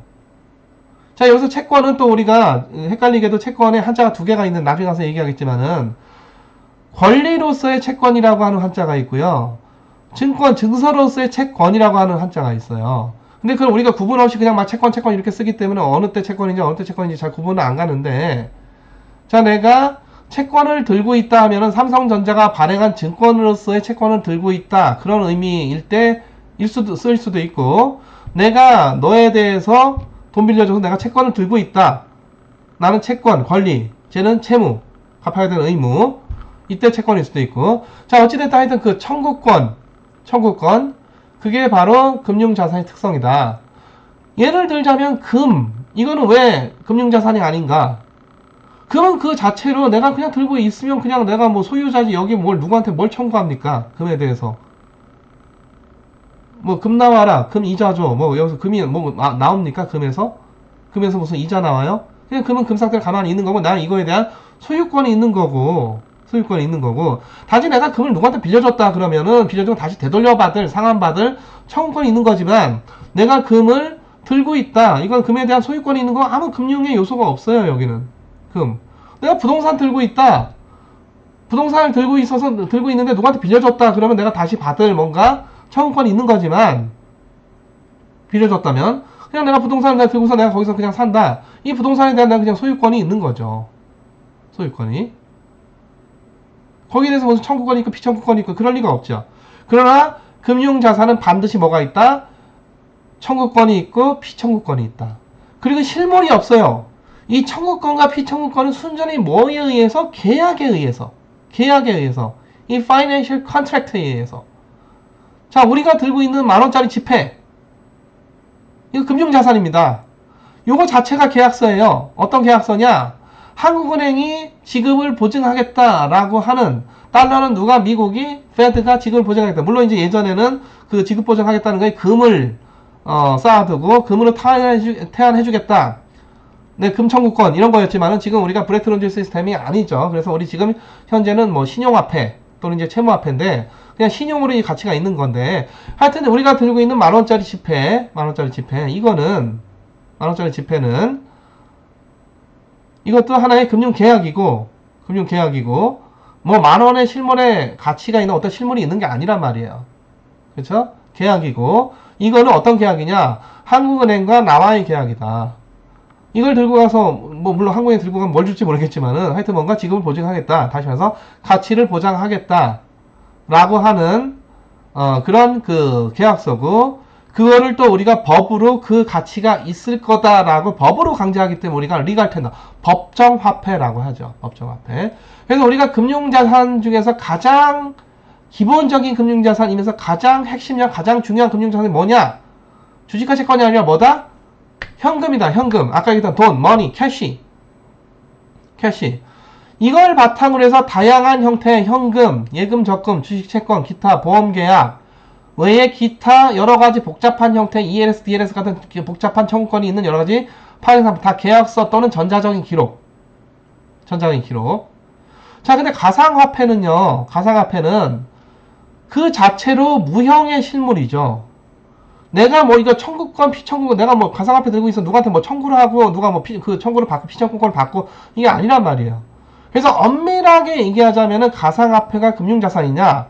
금융자산이 아닙니다. 이거는 언뜻 보기에 대충 금융인 것 같고 금융자산이고 뭐 투자 대상이니까, 투자 대상이면 뭐 또 금도 투자 대상이, 부동산도 다 투자 대상인데 그다 금융자산입니까? 투자할 수 있는 대상이긴 하지만, 자산이긴 하지만 이게 바로 금융자산이냐는 별개의 문제인데, 가상화폐는 엄밀히 얘기하자면은 금융자산이 아니다. 여기에 무슨 청구권, 피청구권, 무슨 계약이고 뭐고 있을 리가 없습니다. 기본적으로 현금이라고 하는 거, 본원통화죠. 현금통화. 중앙은행이 발행한 지폐하고 동전, 종이장 형태의 지폐하고 금속 형태의 동전, 이게 가장 중요한 금융자산이고요. 이거를 바탕으로 해서 여러가지 형태의 금융청구권 또는 금융계약 또는 금융자산이라고 하는 게 있는 거고, 예금도 그렇고 적금도 그렇고 이자와 원금에 대한 뭐가 있어요? 청구권이 있는 거고, 주식은 뭐가 있어요? 배당에 대한 청구권이 있는 거고, 채권은 뭐가 있어요? 역시 마찬가지로 이자와 원금에 대한 청구권이 있는 거고, 요건에 맞아서 이 청구권을 행사를 하면은 피청구권자는 반드시 그거를 들어줘야 되는 거죠. 들어줘야. 근데 뭐 예를 들어서 이제 우리 나중에 공부하겠지만 주식가 같은 경우는 배당을 반드시 줄 필요는 없다. 기업이 뭐 이익이 나야 주식을 배당을 주던지 말던지 하죠. 하지만 기업이 발행한 채권은 이익이 나던지 안 나던지 간에 반드시 주기로 했던 이자하고 원금은 반드시 줘야 됩니다. 그게 이제 주식과 채권의 큰 차이고, 그거 이제 우리가 나중에 가서 다시 얘기를 하도록 하겠습니다. 자, 그래서 자, 청구권인데 그 청구권 뭐에 대한 청구권이냐? 이름은 원금, 이자, 배당 등등 여러 가지 형태가 되지만, 또는 뭐 임대료, 수수료 뭐 등등 여러 가지 형태가 되지만, 그럼 뭘 받아야 되는 거냐? 뭘 받아야 되는 거냐? 내가 이자를 금으로 받는다, 이런 거 없죠. 내가 원금을 주식으로 받는다, 이거 없어요. 다 뭘로 받아야 돼? 원금이든 이자든 배당이든 전부 다 뭘로? 현금, 머니로 받아야 돼. 캐시로 받아야 돼. 그래서 실물에 대한 청구권은 별로 없어요. 내가 자동차를 빌려줘도 이자를 자동차로 받을 수는 없잖아요. 이런 리스 렌트 거래에서. 그렇죠? 그때도 돈으로 받습니다. 그러니까 이자야, 이자. 근데 대신 이걸 보통 우리가 임대 수수료, 렌트 수수료 또는 리스 수수료 이렇게 얘기를 하는 거죠. 그죠? 내가 집을 빌려주고 집으로 이자, 임대료를 받을 수는 없죠. 뭘로 받아요? 월세 돈으로 받잖아요. 돈으로 받죠. 그래서 이 금융자산 청구권인데 결국 이거 핀청구권자 이거 뭘로 갚아줘야 되는 거냐? 이자든 원금이든 배당이든 전부 다 뭘로? 돈으로 줘야 된다. 현물로 준다거나 실물로 준다거나 다른 금융자산 뭐 주식과 채권을 준다 이런 거는 없는 건 아니지만 굉장히 특수한 경우야. 서로 간에 아주 빡빡한 협의가 돼야 돼요. 기본적으로 가치평가가 만만치 않기 때문에 그래. 주식으로 주겠다. 주식 오늘은 삼성전자 주식 45,000원, 내일은 47,000원 막 이래. 이거는 어떻게 해? 이거 이자 대신 줄게. 가치가 막 변하잖아요. 그래서 당연히 모든 금융계약, 금융자산에서 이자, 원금, 배당이라고 하는 거는 뭐의 형태로? 돈의 형태, 캐시의 형태로 받기를 원하죠. 자, 내가 10억 갚아야 되는데 우리 집이 10억 원이니까 이거 너 가져. 이런 거 잘 안 돼요. 당연히 그 돈 받을 사람이 그런 헛소리 하지 말고 집 팔아서 돈으로 가져와 그러겠지. 그렇죠? 돈으로 갚는다? 아니, 집으로 갚는다? 안 되는 거고. 그래서 이런 금융자산 기본적으로 결국 현금으로 갚어요. 그래서 이 금융자산의 가장 중요한 자산이 주식과 채권이 아니라 또는 파생 금융상품이 아니라 현금, 지폐와 동전, 우리 화폐금융론에서 굉장히 중요하게 다루는 이 통화, 법정화폐. 이게 가장 중요한 금융자산이다. 가장 중요한. 그래서 이거를 바탕으로 해서 여러 가지 형태의 금융계약 또는 금융자산이라고 하는 게 있는 거고, 예외적으로 나중에 가서 우리가 얘기하지만 선도계약이 있어요. 선도계약이 있는데, 자, 이 선도계약이라고 하는 거는 우리가 선도계약 만기에 가서 돈으로 준다. 이게 이제 돈으로 주는 금융계약, 파생금융계약 화된 게 이게 바로 선물인데, 선물은 나중에 공부하겠지만 행사가와 시가의 차이, 만기 가서 행사가 시가의 차이를 돈으로 줍니다. 그래서 선물을 내가 사거나 팔거나 할 수가 있겠는데, 사든지 팔든지 간에 내가 돈을 받을 수도 있고 내가 돈을 줘야 될 수도 있어요. 자, 근데 만약에 내가 예를 들어서 원유 선도 매입 계약을 했다. 6개월 만기로. 그럼 내가 선도를 6개월 후에 선도 계약을 들고 가서 내가 선도 계약 매입할 때 매도했던 놈한테 가서 선도 계약의 기초자산, 뭐 예를 들어 원유다. 그래서 선도 계약을 내밀고 청구권을 행사를 하면은 당연히 선도를 매도했던 이는 반드시 뭘로? 원유 들고 와야 돼요. 이거는. 그러니까 이게 약간 외상거래가 좀 더 복잡하게 된 게 바로 선도계약을 나중에 가서 다시 얘기를 할 텐데, 이 선도계약은 지금 계약만 하고 현물 인도하고 결제는 나중 가서 하자. 이게 그 선도계약이고, 그럼 원유 선도계약하는 측은 나중에 가서 원유 팔아서 뭐 이득 내려는 사람이 아니라 원유가 필요한 사람이에요. 직접적으로. 그러니까 SK정유나 이런 데가 원유가 필요한 데죠. 그러니까 이런 사람은 두바이 가서 선도계약을 해요. 선도계약을 하고 6개월 만기로 선도계약 들고 와서 나중에 자, 그 원유 선도 들고 와서 청구권을 행사를 하면은 거기 두바이 있는 업체가 원유 갖다 현물로 납부를 해야 됩니다. 이거를 우리가 원유값 대신 돈으로 줄게 이런 거 안 돼요. 이 사람 지금 당장 뭐가 필요하기 때문에 원유가 필요하기 때문에 원유 빨리 지금 날라다가 유선 끌고 가서 지금 한국 가서 정유를 해야 되는 게 SK 정유이기 때문에 두바이 가서 내가 돈으로 정산 받고 오겠다 그건 안 돼. 당연히 원유를 받아와야 되는 거죠. 그래서 이 선도 파생금융상품 공부하다면 이 포워드 선도계약 얘기가 나오는데 저 선도계약은 특이하게도 기초자산 자체에 대한 청구권입니다. 이거는 근데 그 기초자산의 자체에 대한 청구권을 현금 정산해버릴 수도 있고 아닐 수도 있어요.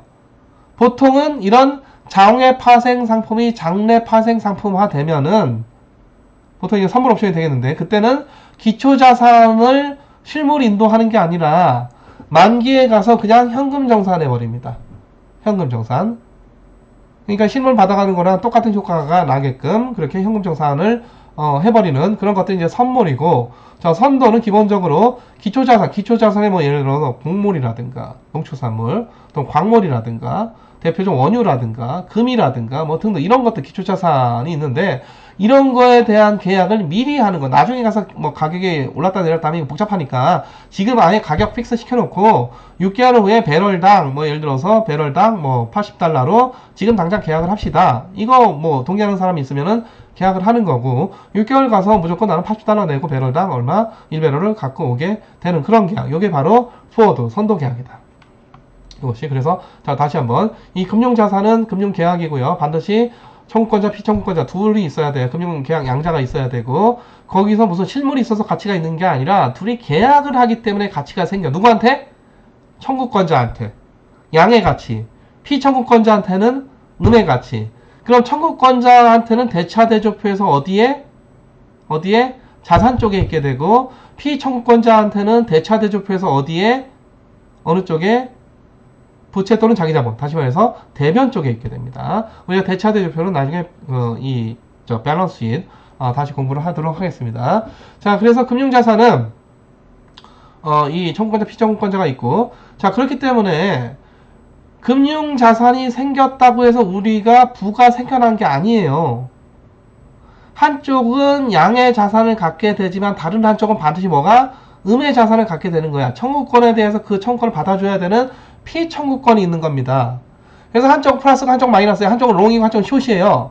그래서 결국 경제 전체적으로 이게 다 캔슬아웃 돼가지고 금융자산은 없는 거나 마찬가지야. 없는 거나. 그래? 없는 거예요. 주식도 경제 전체적으로 대차대조표를 그리면은 주식을 들고 있는 자도 있지만 이 사람들한테는 자산이지만 주식을 발행한 기업에는 대변에 있어요. 이게 마이너스라는 얘기거든요. 대변에 있다는 얘기가. 그래서 대변은 자기 자본의 부채가 있는 거죠. 자기자본 부채하고. 경제 전체적으로 주식은 다 캔슬아웃 돼요. 다 없어져. 채권도 다 없어져요. 한쪽은 자기가 채권 권리 갖고 있지만 자산이지만 한쪽은 채무 갚아야 돼. 마이너스야. 그래서 다 없어져. 모든 주식과 채권 다 없어지고 이와 같은 모든 금융계약 싸그리 싹 다 없어집니다. 심지어 사적으로 친구한테 돈을 빌려주고 한 그런 것도 전부 다 경제 전체적으로 보면은 빌려준 친구는 플러스 자산이지만 받을 게 있으니까 빌려간 친구는 내가 줘야 되니까 마이너스 자산인 거고 경제 전체적으로 생겨난 게 없어요. 그냥 제로야, 제로. 그렇죠? 그럼 이 경제에 존재하는 모든 금융자산은 다 사라집니다. 뭐만 남아? 캐시만 남아. 캐시만 남아. 모든 금융계약서는 다 사라져. 근데 캐시마저도 누구의 부채냐? 중앙은행의 부채예요. 한국은행 부채 들어가면은 통화가 부채야. 발행한 통화가 부채예요. 중앙은행 우리 경제 전체 안에 속하는 거 아닌가? 거기까지 동틀어서 다시 대차대조표를 그리게 되면은 현금마저 다 캔슬아웃 돼요. 그럼 무슨 자산이 남냐? 우리가 전 시간에 국부를 얘기했어. 내셔널 웰스. 뭐가 남아야 되는 거죠. 금융자산은 제 아무리 많아도 국부에 들어가지가 않습니다. 다 캔슬아웃 돼. 현금 많아도 국부에 들어가지가 않아요. 현금은 예를 보론토가 지금 한 1,000조 원 정도 된다. 1,000조 원 정도가 우리 전체 국부에 들어간다? 아닙니다. 안 들어가요. 이 국부에는 전부 다 뭐만 있는 거다? 실물 자산만 있어. 실물 자산만. 얼마라고 했죠? 우리나라가 대략 1경 3,000조 원이라고 했었죠. 1경 3,000조 원. 경은 조의 만배. 그렇죠? 그러니까 이 1경 3,000조 원에 주식과 채권 무슨 뭐 여러 가지 예금 적금 뭐 현금이가 이건 안 들어가요. 이런 것들은 안 들어가고 토지, 빌딩, 그리고 하천 이런 그 유형의 자산, 기타, 기술, 발명, 특허 이런 어떤 무형의 자산 이런 것들. 물론 이제 여기에 국부를 더하자면은 휴먼 캐피탈 그 사람들의 인적 자본도 들어가 있는 거죠. 그래서 기본적으로 인구가 많은 나라가 인적 자본이 큰 거고 또 인구가 많은데 평균적으로 멍청한 인구보다는 인구가 적은데 평균적으로 똘똘한 인구, 훨씬 더 인적 자본의 가치가 훨씬 더 큰 거고. 그래서 사실 인적 자본도 평가를 해가지고 일단 인구 수도 중요하겠지만은 국부 전체에 들어가야 되겠지만 이거를 뭐 산출하는 건 너무 어렵기 때문에 인적 휴먼 캐피탈까지 국부에 우리가 산출하기는 어렵고요. 하여튼 국부에는 금융자산, 금융계약서 안 들어간다. 안 들어간다. 금융자산 전혀 안 들어갑니다. 실물자산만 들어가고요. 다만 금융자산 중에서 들어가는 게 있어. 뭐가 들어갈까? 뭐가 들어갈까요? 금융계약서인데 우리가 해외에 대해서 들고 있는 금융청구권, 예를 들어 달러 또는 달러 표시 미국 채권 이런 건 캔슬하면 안 돼요. 그러니까 우리 외환보유고 하면은 외환보유고 우리는 지금 얼마라고 그러죠? 한 뭐 4천억 달러 뭐 그렇게 얘기를 하죠. 4천억 달러 대충 뭐 대략 우리 돈으로 치면은 한 400조 내지 500조 원 정도 원화로 평가를 하자면은 자 달러로 평가하자면 한 4천억 달러 정도가 우리 외환보유고인데 외환보유고 적어도 달러요. 달러. 우리 달러로만 들고 있기 좀 뭐하니까 예금도 하고 적금도 하고 또 금도 조금 사고 또는 뭐 그 유로 표시도 좀 유로화 이것도 좀 사고 뭐 주로 이제 미국 그 재무를 발행하는 T빌, T노트, T본드 이런 것들 형태로 들고 있죠. 이런 해외 통화 표시 금융 청구권은 우리 국부에 들어간다 안 들어간다? 이건 들어갑니다. 들어가요. 이거는. 근데 이걸 확대해서 우리 전 인류의 부를 계산을 할 때는 이 청구권은 미국의 페드 포함한 여러 미국 재무부나 이런 데가 피청구권을 갖고 있는 거니까 우리 국부가 아니라 인류 전체 부, 가상적으로 지구 전체, 인류 전체, 뭐 우리 60억 인구, 70억 인구 전체의 인류 전체 부를 측정을 할 때는 우리나라가 들고 있는 달러 표시 자산 또는 유로 표시 자산, 위안화 표시 자산 이런 거가 인류 부에 들어간다 안 들어간다? 당연히 이것도 인류 전체 대차지표를 그리면 다 캔슬 아웃 되겠죠. 그렇죠? 역시 또 인류 부 전체를 그리게 되면은 인류가 들고 있는 실물, 유형이든 무형이든 실물 자산이 전체 인류 전체 부다 뭐 어마어마한 규모겠지. 우리나라만 해도 인적자본 빼고 지금 측정을 해도 측정 굉장히 어려운 일이죠. 1경 3천조 원 정도에 이르고 있는데 인류 전체 부가 얼마냐? 뭐 상당히 어마어마한 규모가 나오게 될 텐데 그 중에 우리가 들고 있는 달러 또는 뭐 달러 표시 여러 가지 채권 뭐 이런 것들 그 인류 부에 들어가냐? 캔슬아웃 돼서 안 들어간다. 그래서 국부에서도 내국인끼리 금융계약해서 한쪽이 청구권자가 되고 한쪽이 피청권자가 된다. 이런 것들은 국부에 안 들어갑니다. 내셔널 웨스에 안 들어가요. 다 캔슬아웃 돼요. 캐시만 남는데 캐시마저도 중앙은행에 붙이기 때문에 다 캔슬아웃 돼. 뭐만 남아? 다시 한번 얘기하지만 실물 자산만 남습니다. 유형 또는 무형의 실물 자산만 남게 된다.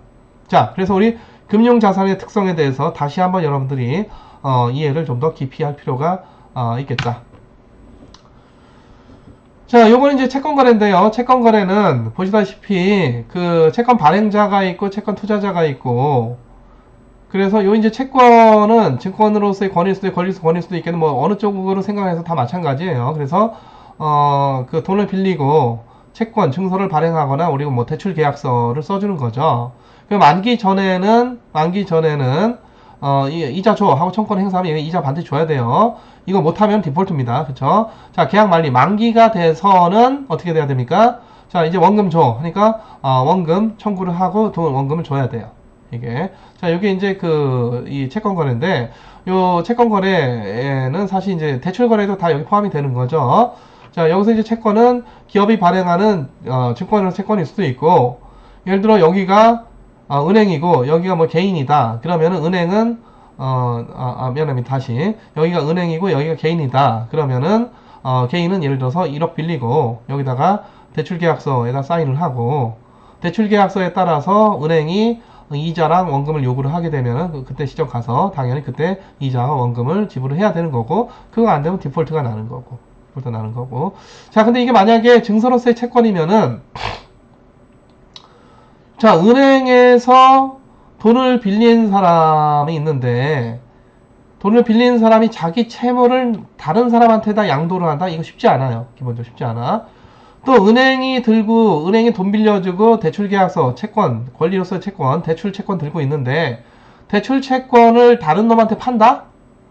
이론적으로는 가능한데 이건 현실에 쉽지가 않아. 그래서 은행들이 보통 그런 대출 계약서들을 모아가지고 이른바 ABS라든가 MBS라든가 이런 것들을 예전에 발행을 했고 지금도 발행을 하고 있고, 그게 2008년도에 글로벌 금융위기 때 떠오르는 단어 하면 MBS, ABS 이런 것도 많이 떠오를 텐데, 그런 것들이 상당히 이제 많이 디폴트가 났던 그런 사건이 바로 2008년, 10여 년 전에 글로벌 금융위기예요. 이게. 자, 아까 얘기했듯이 기관형 금융을 하게 되면은 기관형 금융 계약서, 은행에서 돈을 빌리고 대출 계약서를 써서 대출 채권을 갖고 있고, 그 양자는 만기 때까지 끝까지 가야 돼요. 끝까지. 중간에 채무를 다른 놈한테 넘긴다든가 채권을 다른 놈한테 넘기기 이게 굉장히 어려워. 근데 만약에 기업이 증권 형태의 채권을 발행을 하면은 처음에 채권 사는 놈은 돈을 빌려주는 거지만 자기가 만기까지 보유해서 이자와 원금을 다 받아 먹을 수도 있지만은 여차하면은 만기 되기 전에 딴 데 팔아도 돼요. 이게 바로 채권, 이른바 채권 처음 발행되는 시장을 우리가 프라이머리 마켓, 채권 발행 시장. 채권이 사고 팔려, 샀다 팔았다는 시장, 이거 보통 우리가 세컨더리 마켓. 우리가 이제 중고 시장을 세컨더리 마켓이라고 하는데, 처음 발행물이 아니라 기 발행된 것이 샀다 팔았다 하기 때문에 우리가 세컨더리 마켓, 유통시장이라고 합니다. 그래서 이 채권 유통시장에다가 채권 보유자가 팔아도 돼. 앞으로 남은 내가 이 채권이 들고 받을 수 있는 청구권의 밸류가 평가가 돼요. 다시 말해 내가 이자하고 원금을 이렇게 받기로 되어 있고, 돈 주기로 한 사람이 신용도가 어느 정도 된다에 따라서 내가 들고 있는 이 채권의 가치가 시장에서 평가가 돼서 그거를 남한테 팔아. 누군가 그걸 사요. 그 사람은 또 이렇게 들고 갈 수도 있고 지가 또 팔 수도 있고. 그럼 이런 좀 어떤 이 시장에서 좀 다양한 형태의 거래가 이루어질 수 있는 게 대출보다는 이제 채권이죠. 채권. 근데 지금 이제 채권이 여기 한자가 명확하지 않기 때문에 두 개가 자꾸 같이 복합적으로 얘기가 되는데 크게 다르진 않은데, 자, 기관형 금융은 그 계약서, 대출 채권을 딴 데가 양도하는 게 굉장히 어렵지만 시장형 금융으로 나온 그 채권, 발행된 채권은 역시 그 시장에서, 시장의 유통시장, 프라이머리 마켓, 어떤 시장? 유통시장, 세컨더리 마켓에서 어떻게 할 수가 있다? 팔 수가 있다. 자, 또 하나는 팔 수도 있고 만기되어 있기 전에 빨리 갚어 이럴 수도 있어요. 만기되기 전. 이거 보통 우리가 조기상환 또는 환매라고 하는데, 채권에 조기상환 권리가 붙어있는 채권이 있고 아닌 채권이 있습니다. 거기 이제 나중에 우리가 공부하게 되는 컬러블 또는 푸터블인데, 그런 채권이 있고 아닌 채권은 미리 상환해 이게 불가능한데, 컬러블, 푸터블 이런 조건들이 붙어있게 되면은 그 돈을 빌려준 측이건 돈을 빌린 측이건지 간에 미리 조기 상환을 요구를 할 수가 있고요. 자, 만약에 우리가 은행에서 돈을 빌렸다 그러면은 은행은 채권자로서 대출자한테, 차주한테 돈 빨리 갚아 이거를 할 수가 있다 없다? 법적으로 할 수가 없습니다. 이론적으로는 할 수가 있는데 법적으로 할 수가 없어요. 보통 이제 차주가 약자이기 때문에 은행보다. 자, 반면에 차주는 내가 5년 만기로 빌렸는데 2년 지나고 나서 돈 들고 가서 은행에 가서 갚겠다. 이거 될까요? 안 될까요? 조기 상환을 하겠다. 되는데 공짜로 안 돼요. 조기 상환 수수료 또는 중도 상환 수수료 또는 중도 상환 페널티 이거를 물어야 되고, 이걸 과연 내가 내 돈 갔는데 이 돈을 무는 게 맞냐, 이거에 대한 논쟁들이 꽤 많습니다. 그리고 이거의 적정 수수료는 얼마냐, 이 논쟁들이 꽤 많은데, 전반적으로 우리가 10여 년 전하고 비교를 해보면 금리가 전반적으로 이게 낮아져 오기 때문에, 이게 금리가 전반적으로 하락할 때는 낮은 금리를 계속 맞닥뜨리기 때문에 과거에 내가 높은 금리를 계약했던 대출 계약이 마음에 안 들어요, 보통. 그렇죠? 그래서 그걸 뭐 하고 싶어? 빨리 갚고 새로 낮은 금리로 갈아타고 싶습니다. 그래서 금리가 이렇게 지속적으로 올라갈 때는 상관없는데 내려갈 때는 은행에서 돈 빌려간 차주들이 자주 미리 돈 갚겠다고 찾아오는 경우가 많습니다. 조기상환 하겠다고. 조기상환 하겠다고. 근데 이거에 대해서 은행이 공짜로 안 받아주고 수수료를 물린단 말이죠. 물론 이제 그 대출 계약 이후 3년 지나고 나서는 수수료를 또 못 받게 되어 있습니다. 그래서 그 이유는 상관이 없겠지만은 그 이전에 조기상환을 하게 되면 조기상환 수수료라고 하는 것을 내야 돼요. 그래서 이 조기상환 이슈가 대출에서는 그런 데서 이슈가 될 수가 있다. 자, 나중에 가서 다시 또 자세히 얘기를 하도록 하고요. 은행에서 대출 계약 시에 조기상환의 중요한 문제가 되는 거는 변동금리부 대출 계약이 아니라 고정금리부 대출 계약일 때 그렇습니다. 변동금리부 대출 계약은 그때 금리가 계속 시중금리에 따라서 어저스트가 되기 때문에 내가 이 돈 빨리 조기상환하고 새로 갈아타야지 이런 인센티브가 안 생기는데, 고정금리 계약이다 그러면은 내가 1년 전에 5%를 계약을 했는데 지금 금리가 2%다. 그럼 어떤 생각이 들까요? 내가 왜 5% 이자를 물어? 그거 빨리 조기상환하고 2% 갈아타야지 이런 생각이 들죠. 그래서 이 고정금리부 대출 계약의 경우에는 이런 조기상환 이슈가 종종 발생을 하게 되고, 이게 중요한 사회적 어떤 그 논쟁거리로 부각된 적도 한 4, 5년 전에 있어서 그때 은행들이 전반적으로 조기상환 수수료 좀 낮췄던 그런 사례가 있습니다. 자, 주식거래는 이제 주식을 누가 발행하느냐? 자, 채권은 누구든지 발행 가능해요. 심지어 국가도 발행하고, 국가가 발행하는 채권을 뭐라고 해? 국채라고 하고, 지방정부 발행하는 지방채라고 하고, 뭐 그러죠. 그렇죠? 기업이 발행하는 거 보통 우리가 회사채 또는 사채 이렇게 그 얘기를 하고, 금융기관이 발행하는 채는 보통 우리가 은행채 또는 금융채 등등 이렇게 이런 용어들을 사용을 하고 있고, 하지만 주식회사는 주식회사만 주식을 발행할 수가 있어요. 주식회사만. 말 그대로 주식회사만. 국가는 주식회사 아니죠. 그러니까 주식 발행 못하죠. 신한은행은 주식회사니까 신한은 주식 발행합니다. 그쵸? 예를 들어 미래에셋증권 주식회사니까 주식 발행합니다. 주식회사는 삼성전자 당연히 주식회사, LG전자, SK텔레콤 주식회사니까 당연히 주식 발행해요. 그쵸? 자, 주식을 발행합니다. 반드시 금융거래 이면을 뭐가? 캐시가 오가게 되어 있어. 캐시가 오가게 되어 있죠. 돈이 갑니다. 그쵸? 주식 발행하는 거지. 자, 그리고 이 사람이 만약에 이 주식의 유통시장, 아까 얘기했던 유가증권시장, 코스닥시장 이런 한국거래소 주식시장입니다. 증권시장. 여기다 갖다 샀다 팔았다도 할 수 있겠지만은 자기가 처음에 주식을 인수를 해서 이 프라이머리 마켓이죠. 유통시장 거래도 할 수 있겠지만 내가 그냥 쭉 들고 가겠다. 쭉 들고 가는데 주식은 뭐가 없다? 만기가 없다. 그래서 벤처기업들이 주식을 발행을 채권보다는 좀 선호하는 경향이 있어요. 왜? 만기가 없어서 내가 만기까지 반드시 원금과 이자를 갚아야 되는 그 압박이 없기 때문에. 그리고 비즈니스가 안 되면 주주들도 같이 손해보는 거고, 근데 내가 만약에 돈을 빌리면은 이 비즈니스가 잘 되든 안 되든지 간에 반드시 원금과 이자를 지불을 해야 되니까 이 벤처기업 입장에서는 보통 많은 경우에 좀 주식을 발행하고 싶어 해요. 채권보다는. 그러니까 타인 자본 발행보다는 자기 자본을 발행하고 싶어 해요. 자기 자본을. 특히 이제 만기가 없다는 이 중요한 장점. 근데 또 하나, 모든 게 좋은 것만 있을 수는 없죠. 주식을 발행하면은 어떤 문제가 생기냐면은 자기 경영권이 위협받을 수 있어. 왜냐면은 지분들이 희석이 되기 때문에. 다른 많은 사람들로 의결권이 다 가서 나의 지분율이 주식 많이 발행할수록 내가 처음에 30% 갖고 있다가 주식 많이 발행하면 그게 25% 됐다가 또 발행하면 20% 됐다. 점점 내가 주식 전반적인 지분을 내가 발행할 때마다 사 모으지 않는다면은, 근데 내가 뭐 돈이 어딨어요? 모으지 않으면 내 주식 지분이 줄어들어. 그래서 내 경영권이 위협받을 수가 있기 때문에 주식은 좀 그런 이 벤처기업 오너 입장에서는 안 좋은 측면이 있지만은, 채권은 따박따박 이자하고 원금을 갚아야 되는 그 압박은 주식은 없단 말이죠. 게다가 경영상권 안 좋으면 배당 안 줘도 돼요. 그럼 만기도 없어. 그래서 손실 봐도 주주도 같이 손실 보는 거야. 그러니까 이게 사실 경제 공동체죠. 이 주주라고 하는 건 공동의 소유자, 공동의 주인이라는 얘기예요. 대신 내 주인 자리를 좀 양보를 해야지.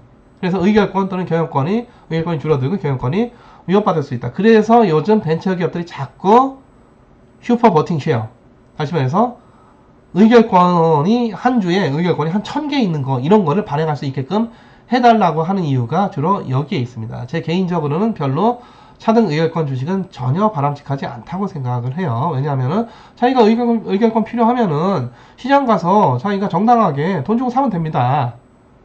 내가 30% 지분이 있는데 40%까지 지분을 늘려야 내 경영권이 보호가 되면은 시장 가서 다른 주주들한테 10%돈 주고 사세요. 그러면 되지. 왜 자기가 들고 있는 주식은 특별하게 한 주당 100의결권, 한 주당 1000의결권 이런 주식들을 발행할 수 있게끔 해달라. 그거 발행하면 누가 먼저 사겠습니까? 당연히 오너가 먼저 사겠죠. 오너가 뭐 제값 주고 사겠습니까? 싸게 사겠지.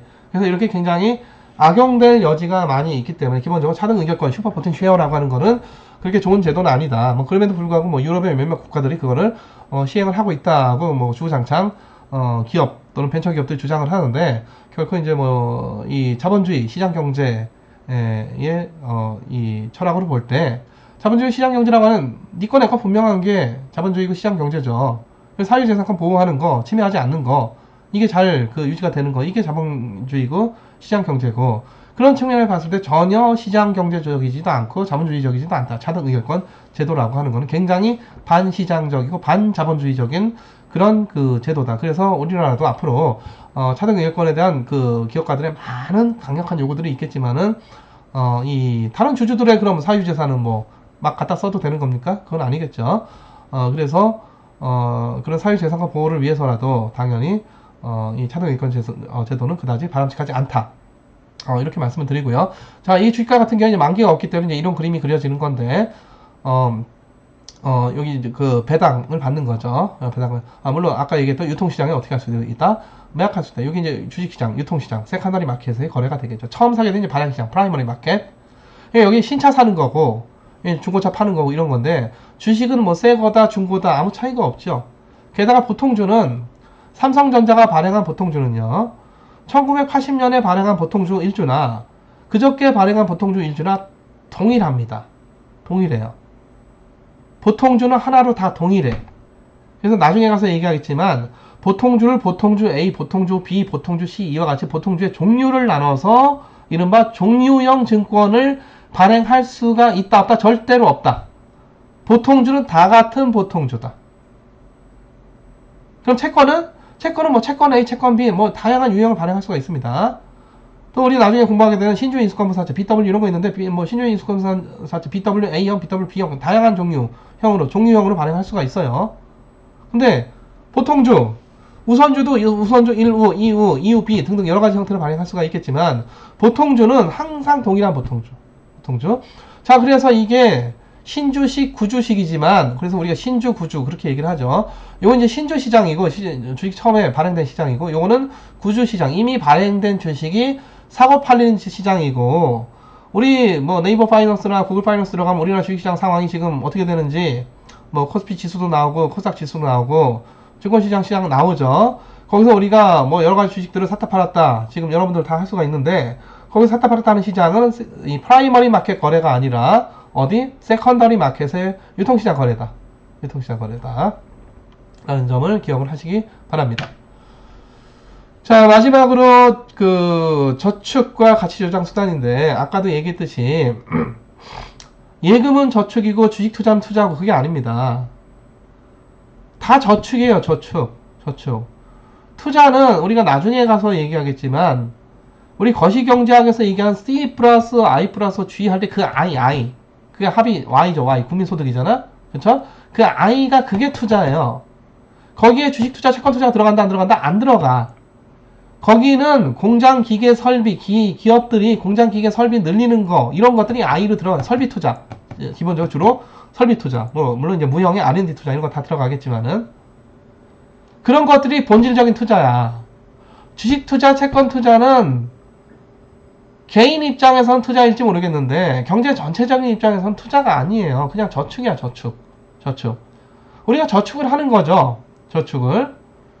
우리가 소득이 있는데 다 써버리면 저축이 없는 거지만 일부만을 소비를 하고 일부를 남기는데 이 남은 거 가치 저장이 돼야 되니까 가치 저장이 잘 될 수 있는 수단을 우리가 저축 수단으로 삼는 거죠. 그쵸? 그게 예금일 수도 있고 적금일 수도 있고 주식 투자일 수도 있고 그러니까 주식 매입일 수도 있고 채권 매입일 수도 있고 금 매입일 수도 있고 부동산 매입일 수도 있고 등등등 여러 가지 다 장단점이 있고 수익률과 리스크 특성들이 다 다르고 뭐 그 시장의 규모도 다르고 내가 팔고 싶을 때 유동성 이런 상황 다 다른데 이것저것 다 감안해서 내가 하고 싶은 저축 행위를 하는 것이죠. 이게 그래서 예전에 증권업계에서 저축하지 마시고 투자하자 뭐 이런 그 구호가 있었는데 이게 굉장히 멍청한 구호인 게 저축 예금 아니에요. 투자 주식 투자 아닙니다. 우리가 경제학자 학술적으로 얘기를 하자면은 그러니까 저축에서 투자로가 도대체 뭔 얘기하는 거지? 이건 좀 뒤죽박죽 얘기죠. 그러니까 아마도 예적금 많이 하지 말고 주식 투자를 많이 합시다. 뭐 이런 얘기 같아요. 증권업계에서 이제 그 얘기하는 거니까. 물론 이제 그렇게 해서 증권업계 수익률이 높아지는 측면도 있겠지만은 증권시장에 이제 돈이 많이 몰리면은 그걸 갖고 보다 리스키한 벤처 신생기업의 투자 뭐 이런 것도 다 가능해지고 기업들의 R&D 투자에 있어서 안전빵 R&D보다 좀 더 위험한 그 리스키한 R&D 투자도 가능해지고 이래서 뭔가 경제 전체적으로 보다 이 훨씬 더 혁신적인 기술 어떤 혁신적인 어떤 무형 자산을 갖추어 나갈 수 있는 그런 가능성 훨씬 더 커지는 그런 장점이 분명히 있죠. 그래서 뭐 증권업계가 반드시 뭐 자기네 그 증권업 중개에 따른 수수료 문제뿐만 아니라 국가경제 전체적인 차원에서도 증권시장, 아까 얘기했던 직접금융시장 또는 그 어떤 자본시장 이게 발달하는 게 굉장히 분명히 중요하다. 분명히 그렇게 볼 수 있어요. 분명히. 근데 이 구호는 잘못된 거지. 이 구호는 저축 이퀄 예금, 투자 이퀄 주식 투자, 채권 투자를 봤는데 예적금으로 너무 안정적으로 만족하지 마시고 좀 더 주식이나 채권 투자로 조금 더 리스키한 투자를 해서 좀 더 국가경제 전체적으로 고위험의 고수익이 날 수가 있는 그런 모험 자본을 좀 더 늘려보자 이런 구호의 그런 의미의 구호였는데 말 자체는 상당히 잘못된 거다. 이거는 자 나중에 다시 얘기하겠지만 주식 투자했다, 채권 투자했다 라고 하는 게 우리 거시경의 C 플러스 I 플러스 G 할 때 그 I 투자에 들어가느냐? 안 들어간다. 안 들어간다. 주식 투자, 채권 투자 어디에 들어갈까요? S에 들어가요. S. 저축.